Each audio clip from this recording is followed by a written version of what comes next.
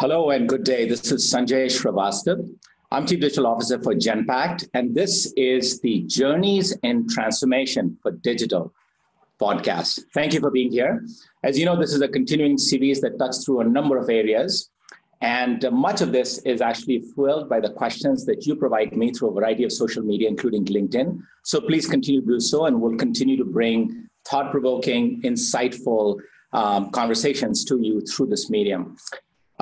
Today's conversation I want to set up in the following fashion. Look, I've been speaking with, I'd say in the last 12 to 24 months, I've probably spoken with a few hundred CEOs and boards, Fortune CXOs, if you will. And across those meetings, as I go back and reflect on the interactions I've had, what is really striking is that as many times as I've had the question on digital and technologies, and whether it's blockchain or if it's artificial intelligence or the next one, augmented reality, et cetera, as many times as I've had those questions, I've actually had another set of questions. And it's striking because my bias and my background's been in technology, and you would imagine that most of the questions I'd get would be on technology. But in fact, half of the time, here's the question that comes up: talent. How do we think about talent in the digital age? And so today what we've done is we've assembled a really amazing panel. We tried to bring in people with very different, very diverse, and really very deep perspectives. And we brought it from very different parts of the world. So I want to take a minute and introduce our panel to you, and I'll do that one by one. I'll quickly introduce who they are. I'm going to ask them one quick question, so you just real time in the introduction get a sense for them and their thinking and their personality. And then we'll jump into it. We'll jump in and talk about 3 different topics within our conversation, and I'll introduce them to you in a minute and get started. So with that, I first want to introduce Elizabeth Lyle. Now, Elizabeth is partner and managing director for the Boston Consulting Group. She's based in Boston. I met with her at the TED conference in Toronto. And what I found really interesting was she's actually the founding member of BCG's Leadership and Talent Enablement Center, and spends a lot of time. I thought her insights were really strong around how to think about one of the most important assets Fortune 500 companies have, which is their existing talent and their ongoing talent base. And so with that, Elizabeth, if you'll turn your camera on and come online, welcome. Hi, Sanjay. And Elizabeth, just to get started, I'm going to ask you this quick one-liner question. And it's hard to answer, but if you give us a sentence or two, it'll give us a sense for your thinking. What is the number one quality that comes to your mind as you think about talent and leadership in the digital age? If I had to narrow it down to one, I'd say a growth mindset. A growth mindset, indeed. We'll come back and talk more about that. Let me actually introduce our second panel member, and I'm very pleased to have David Crawford, who's joining us from London today.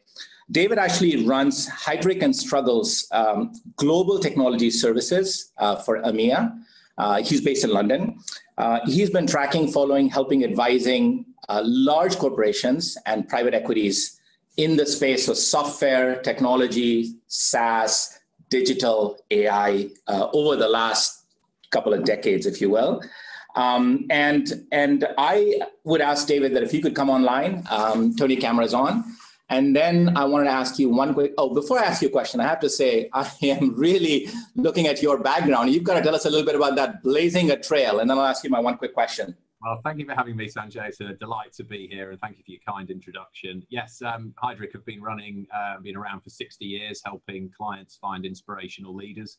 So our panel here was helping blazing a trail. So that was why we included that one.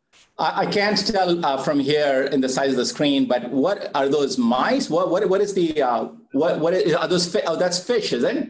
It's a shoal of fish with one out in the front. I love it. I love it. Thank you for being here. Let me ask you one quick question, just given your unique perspective in the market. What is and I know many of the people on the call and the conversation are thinking about this, what's the number one hottest job in the market today? Yeah, I would say consistently over the last 3 years, it's been Chief Digital Officer, which is fairly obvious, but we're seeing that morph into Chief Data Officer, and we're even beginning to see Chief AI Officer.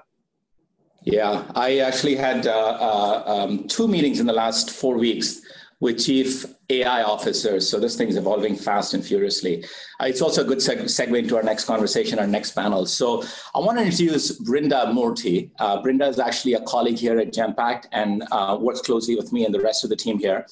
Brinda actually runs our AI business for Genpact. She's based out of Boston, coincidentally also. We did a large acquisition in the artificial intelligence space, and we'll come later on to talk about how you think about acquisition, talent recruiting, and cross-scaling in a minute. But in our own journeys, she's led the integration of that business into our larger corporation. She's also the executive sponsor of our internal AI development program, which is a way to cross-skill the rest of the company and the employee base into these new stuff. And so with that, Brinda, welcome. Please turn your camera and your sounds on. We'd love to see you. Thank you for joining. And let me ask you one question. I just, I want people to get a sense for who you are. And so I've got to turn around and, you got one of the tougher jobs, and you're on the ground with fingers on the keyboard and kind of working this in a very practical sense. What's the number one thing that keeps you awake at night on talent? If I have to think about everything that should keep me awake at night, I want sleep. So,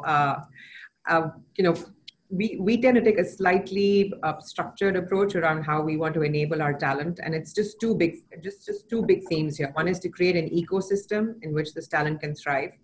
And the second one is to create surround sound around this talent so they continue to feel relevant. So that's how I approach it. Fantastic. First off, you are alive and awake, so there's no lack of sleep here. Thank you for that. But I think you bring up a really good point, which is it isn't enough about just bringing the right talent on board. The real discussion is how do you really make the talent more effective, and we want to come and touch upon that. So great, folks. Thank you again for joining. Really, really nice to have you here. And I think this will make for a really interesting conversation. For those of you that have followed the podcast, the way this is going to unfold is we'll touch upon 3 areas, and I'll go around and really the panelists will speak. I'm not going to spend too much time sort of talking about my point of view. And then we'll try and quickly summarize it. There should be another 30 minutes from here on. So please bear with us. If you want to provide inputs on any of the social media, we'll respond to them separately as well or online, and look forward to this conversation. I think one of the best ways to get started is to actually take on the first area, which is the notion of leadership in the digital age. And perhaps one of the most confounding questions on the table is, we've talked about leadership for the last 50 years now, and there have been so many different kinds of leaderships that we've thought through. What is it about digital leadership that it's so different and so unique, and now we need to spend more time thinking about leadership in digital? And really, just to get us started, I'm going to turn, Elizabeth, to you and maybe get some perspectives from you, and I'll invite the other panel members to join in and kind of carry that conversation forward. Sure, I'm happy to take this one.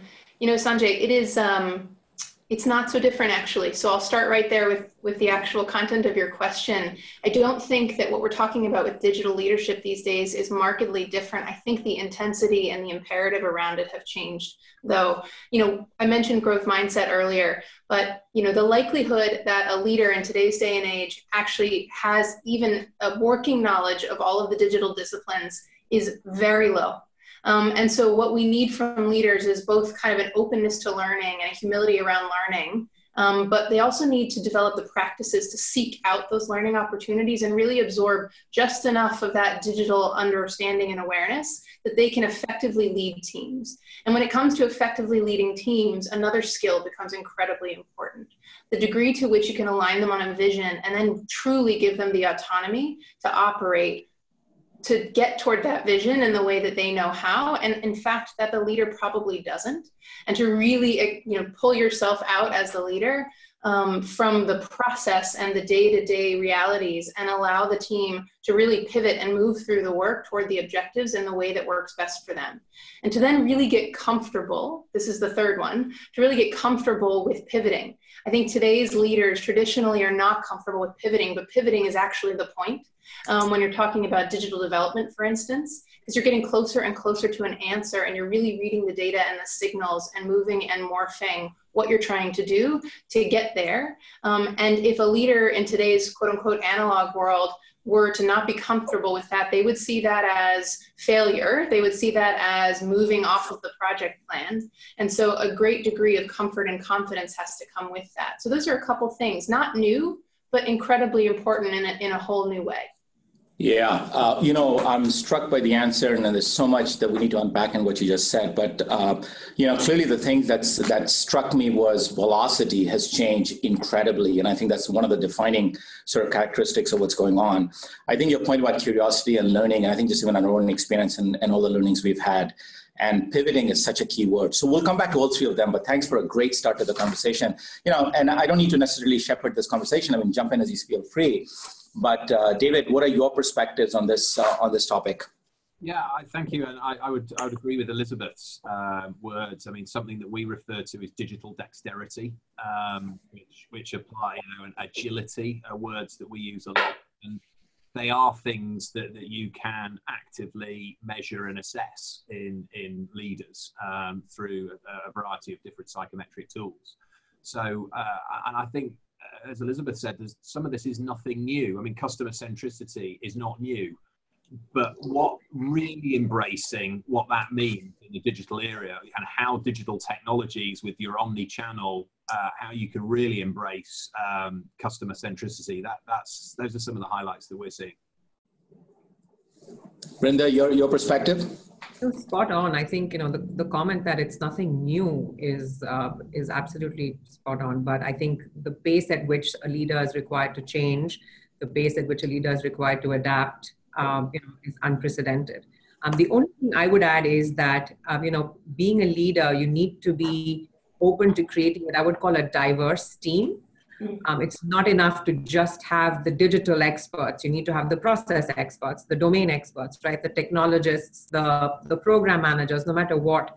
Multiple flavors need to come together for you to deliver your digital dream. It's not enough to go, hire the most expensive person out there from MIT. You need to do much more than that.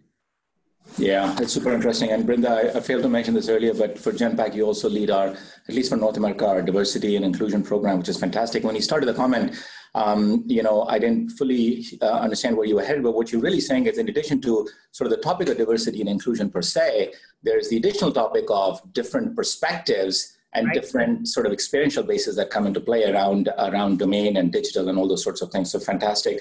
Let's unpeel a little bit of all of this, okay? I think the points we started upon were velocity and the need to act decisively quickly. And yet, I want to push back a little bit on this, because the challenge is we're talking about large global corporations with a large book of business today. And whilst there's an imperative to move quickly and with velocity, and I 100% agree with you, but I just want to also play back that the other side of things is the risks are high. The capital investments required are significant. The reputational guarantees and commitments and implied warranties that are being made as companies that I work with transform, and the companies we serve transform themselves, are really large. And so it's a two-sided story, isn't it? I mean, you need to have velocity and be able to move quickly, but you need to do this in a balanced way. I'd love to hear a little bit more thinking on sort of how you manage that. I can give a start to this one, Sanjay. We often talk to our clients who are in exactly the situation that you're describing, traditional older companies with massive books of business and a lot of exposure to a lot of risk, as operating at two speeds to start. So can you actually carve out the portion of your business or a portfolio of initiatives that you can operate very differently at a different velocity with, and practice and use that as a proving ground to build capabilities, but also to be thinking actively about how you ultimately turn the majority, if not all, of the enterprise into the single speed that is much faster. Yeah.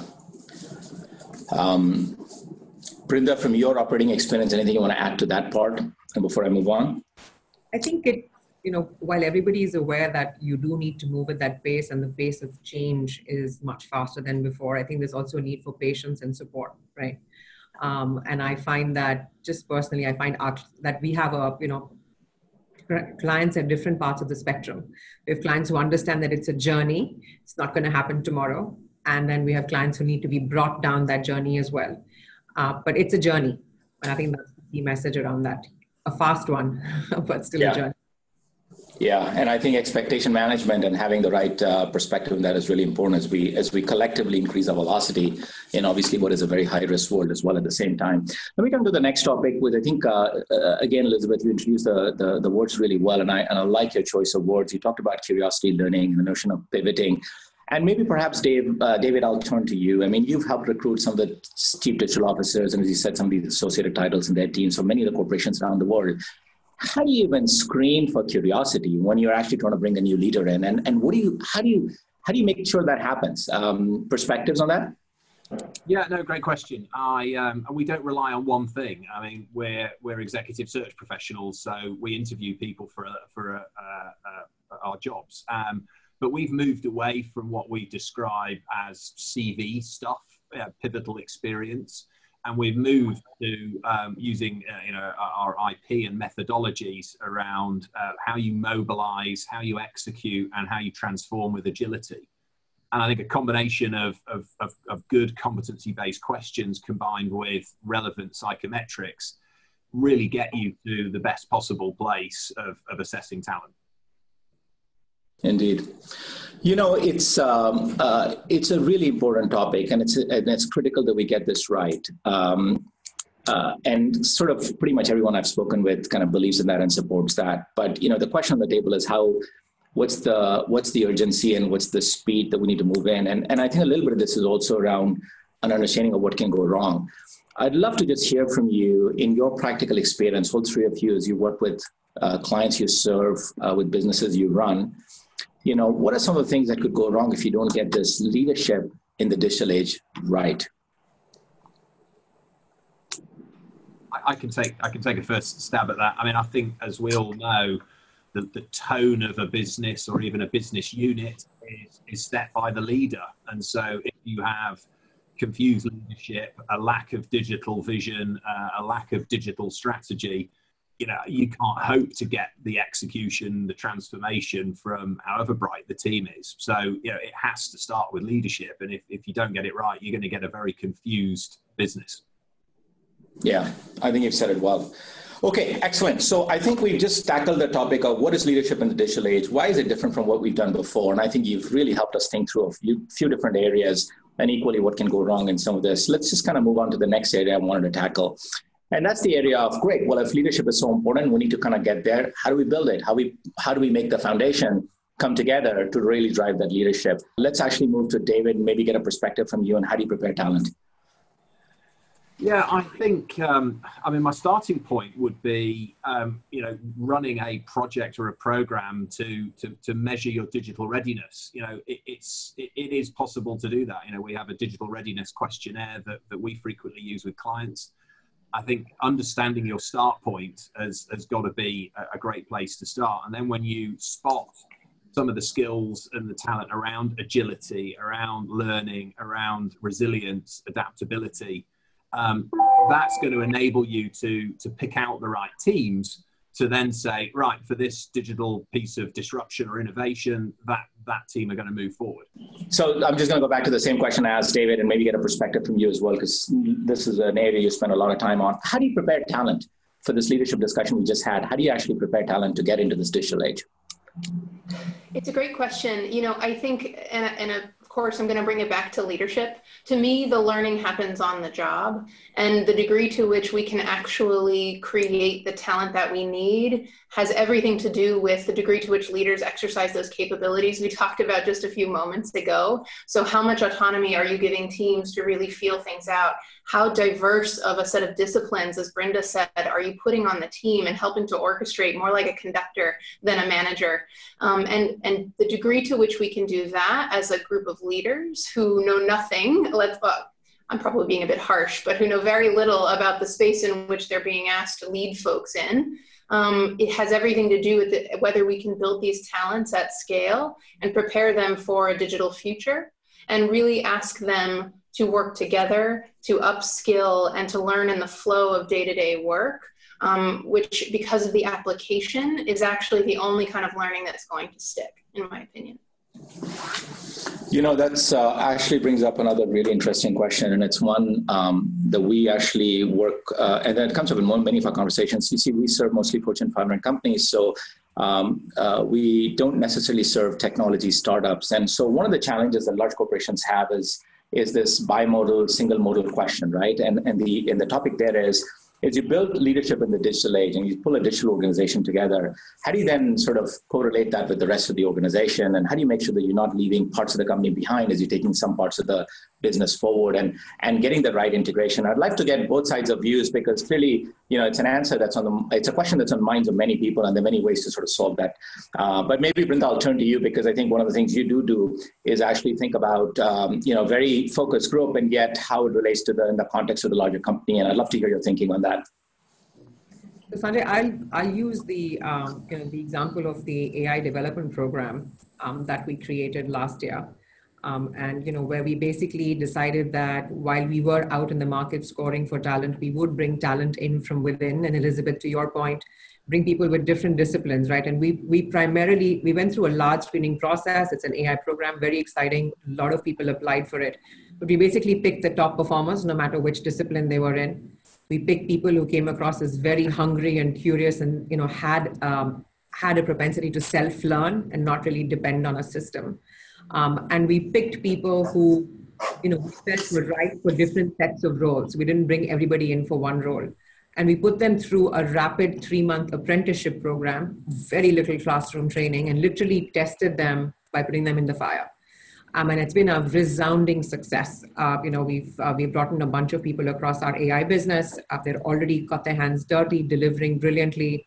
And it's something that we want to continue to repeat, because we feel that bringing in what Genpact has had in the past in terms of domain, process, that's been our hallmark, and blending that with the digital transformation journey we ourselves are on is a very, very powerful combination. And we can take our people along with us. So that's the part where we're also trying to be inclusive and not necessarily only bring from the outside. Okay, that's a great perspective. I know it's worked well for you. Maybe I'll get some other perspectives from David, you and Elizabeth, as you've seen corporations struggle with the same question. Yeah, and I could take, one of the things that might be helpful for your listeners, Sanjay, is it's perfect timing, but we, Heidrick as a firm, my colleague Scott Snyder has just written a book called Goliath's Revenge, which is precisely talking about how some larger organizations are embracing digital to fight back, fight back against the startups. And it's a case study driven book. And people can get that from the Heidrick website. There's downloads on the excerpt. So that gives you 6 interesting case studies from MasterCard to Cisco to GM, Weather Channel, etc. So there's some very interesting practical examples. But things that I'm seeing is we've seen this evolution from digitally native people being employed into organizations. They form small squads or tribes of activity. And I think the best organizations very quickly seed the other teams with that sort of digital capability, as Elizabeth said, learning on the job, but learning from people that are actually digital. And I think the one thing that I would add to what's been said, which I completely agree with, is that ways of working and really understanding, new ways of working that are more compatible with our kind of digital reality, and agile is the word that comes up often. Those are the building blocks. Screening for those, looking for people who are demonstrating that they work in those ways or are willing to work in those ways and have that kind of mentality and set of behaviors is most important. And from there, you can actually rapidly build capabilities in certain disciplines, as Brinda is talking about, but the behaviors around working in a different way and seeing those through such that you can demonstrate impact. People really flock to that. It takes on a bit of a viral. I think those are fantastic perspectives. I'll just add one thing from our learnings as we've served clients on this very important topic. And to be honest, I actually framed the question in a way that I want just to instigate to force the discussion. I actually have a slightly a different perspective on this as well, which is I asked the question in the context of what do we do with the rest of the organization and how do we get them to participate? Actually, it's the wrong question to ask.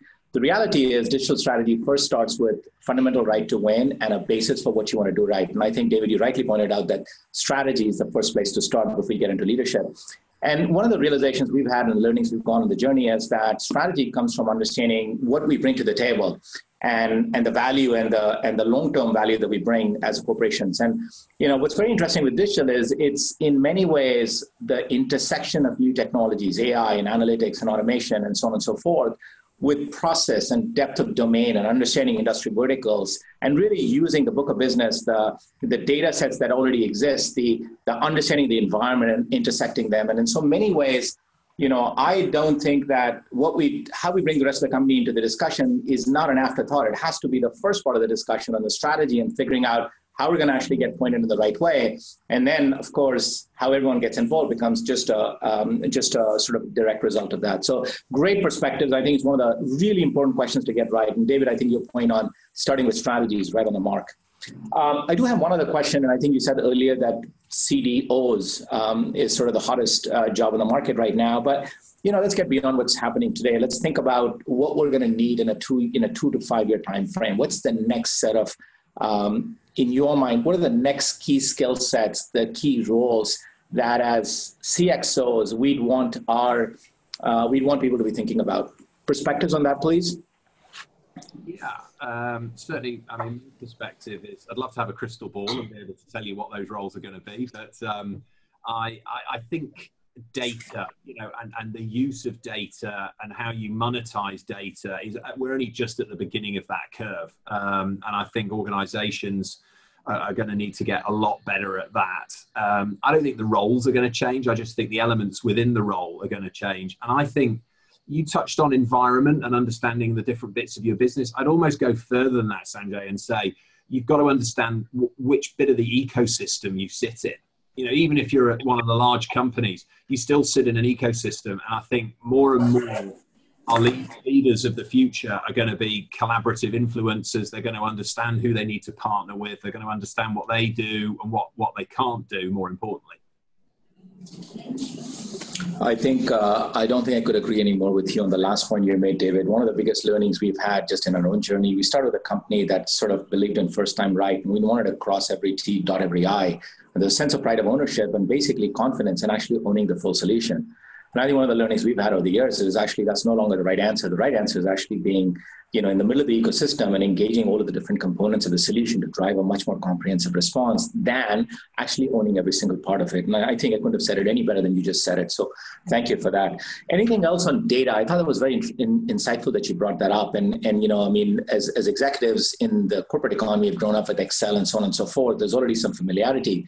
But there's a new set of tools and there's a size and scale of data that is now available is just at a different level. I don't know, Elizabeth, if you've seen anything in that area of data proficiency or data fluency as a specific area that you might want to comment on. Yeah, it's a really good question. I mean, data is the lifeblood of, fueling these ecosystems. And I think that, there is a minimum sufficient amount of, kind of fluency around data that's required from anyone who wants to play.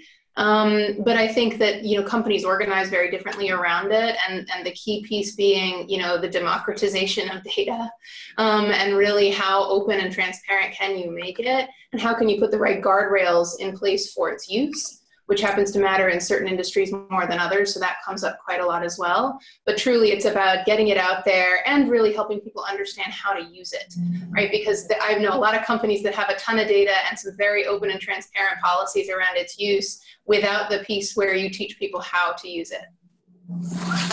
Excellent. Fantastic. Thank you for that. So look, folks, we've talked about a number of qualities that we think are going to be really important. We talked about data fluency most recently. We talked a little bit about ecosystem leverage. David, thank you for bringing that up. Brinda, you talked about sort of multiple facets in this notion of bilinguality, people that understand AI and understand business, people that understand digital, understand process. And we've talked through sort of, then driving a culture that is around pivoting around curiosity and learning and high velocity. I think we've covered a lot, but if I could just turn into a rapid fire question and maybe just get one additional insight from each of you, what's the one key quality in addition or maybe in total that you think strong leadership in digital really needs? And I'll start with any of you that are ready to go with a one-word response. Learning agility. Learning agility. Fantastic, David. Brinda, do you have one? Curiosity. Fantastic. Actually, interesting how they correlate. Elizabeth? Flexibility. Okay, fantastic. They're great cultural norms and I think qualities that we need in a strong leader for digital. Let me give you another rapid fire question. This is a one-word response just to get a perspective from you. What's the hottest geography right now as we speak for hiring digital talent? David, we'll start with you. USA and Berlin for Europe. Interesting. Interesting that you've localized it to one city. We'll have to pick that up separately after this call. Brinda. Boston. Personal, let me ask you one more time. Personal bias aside, what is the geography that's hottest for you? I think we're seeing Israel actually, that we could tap into. Yeah, indeed. I think the data talent that is coming out and the intelligence talent is fantastic. Elizabeth, I think we lost your video a little bit. We can still see you. Hopefully we can hear you. Quick response to that question. I'll take it a different direction and say in your own backyard, meaning within the four walls of your organization. What a fantastic response, and one we should come back to, but thank you. We can hear you clearly. I think we lost a little bit of video, but don't worry about it. We're good to go. I'm going to ask you one last quick round of questions for everyone, and this is my last rapid fire question. Name one podcast, one book, something you read that you'd recommend to us and our audience for them to catch up on this topic. David, I'll go with you. Probably Wired or TechCrunch. TechCrunch or Wired, both great publications. Brinda. The TED Talks technology series. Fantastic. Okay. And Elizabeth? And on the subject of big organizations transforming themselves, I loved the book Hit Refresh by Nadella. Yeah, that's all great recommendations. Actually, I'm very familiar with all of them. That's fantastic. Thank you for that. Let's just move on to our last segment in this discussion, which is, look, at the end of the day, if we build a digital organization, we must think through different options and think through a multimodal strategy. So we've talked about acquisition as an approach. We've talked about hiring and recruiting and building teams from the outside as an approach. We've talked about cross-training and reskilling and bringing people from inside the company. Elizabeth, just speaking on your last words there as well. And I think the question on the table now, I want to spend some time with us together, and is how do you balance all these different toolkits you have in the bag to really build that perfect digital organization? And so with that, maybe I'll start, David, with you, and then we'll just work our way around the room. Yeah, I think balance. I think you just hit the nail on the head with the word balance. We're seeing diversity and inclusion moving towards a balance, and you've got to balance years of experience with youth. You've got to balance the digital with the legacy. I think you've just got to. It's not one thing or the other. It isn't one solution. Okay, that's right. Brinda, you run a team of people, a business that we acquired, a team of people deep into artificial intelligence. What are your learnings from your experience here? It's a combination. So balance is again the right word, Sanjay, but I think it's more about, what is the priority at which point in time. So it probably boils down a bit to strategy, right? If the strategy is to kind of go forth and build a market, we've tended to lean more on the acquired talent versus the in-house talent. If the strategy is to scale, we brought in the in-house talent to help us scale. So it's just different ways to balance it, depending on where we're headed at any point in time. Okay. And then Elizabeth, your perspective on how, thinking beyond the immediate next day, but thinking about a 3 to 5 year time frame, how do you think about all of those different toolkits and what recommendations might you have? Sure. I do think balance is key. I also think there's a time element to this, which is, you need to forecast, you need to sit down and say, what is our digital transformation journey? And specifically, what needs will we have for what kinds of capabilities? And really forecast your internal demand for talent, and then really map out a supply strategy that leverages all of these pieces in balance. And then the one caveat I would add as you do that is if your balance, as you do your supply forecast, seems to be skewing towards acquiring or hiring talent out in the marketplace, the one thing you should ask yourself is culture, right? So there is a tipping point at which you've introduced too much newness. And if you were in a really bad place, that could be a good thing. But oftentimes, if there's something that you need to preserve and your culture is really working for you in many ways, you need to think about how you fold in the new acquired talent and resources to make sure that you don't disrupt something inadvertently from a culture perspective. So important to get that right. So with that, I think we've got a few more minutes left, and I actually want to turn the topic to something that is really high on our mind, and I think in the minds of many of the folks that we work with. And Brinda, you sort of alluded to this earlier, and that's the question about, it isn't about just bringing on the right talent, it's actually empowering them, enabling them. Liz, you talked a little bit about the environment and the surround systems to make them effective. Let's spend a few minutes on that, please. And maybe, Brinda, you can start, or David and Liz, love to hear your perspectives on, once you get past building the right team, how do we make that team more empowered, more enabled, more effective? Thoughts? So I'll go, if that's okay.